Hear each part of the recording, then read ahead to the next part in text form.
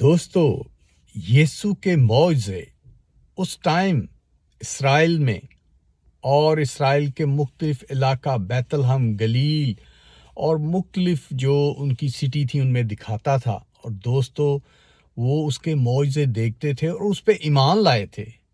جو ایک معجزہ یوحنا 6 باب اس کی پہلی آیت میں کہ یسوع 5,000 لوگوں کو کھانا کھلاتا ہے، اور وہ معجزہ ایسا تھا کہ ایک بچے کے پاس 5 روٹیاں اور 2 مچھلیاں تھیں، اور یسوع نے اس پہ شکر کر کے اس پہ بلیسنگ کر کے سب کو بانٹ دیں، اور اس کے بعد وہ جو 12 ٹوکرے بچے تھے کھانے کے بعد۔ تو دوستو یہ دنیا میں بہت بڑا معجزہ تھا، اور دنیا میں ابھی تک جو یسوع کے شاگرد ہیں وہ معجزے دکھا رہے ہیں۔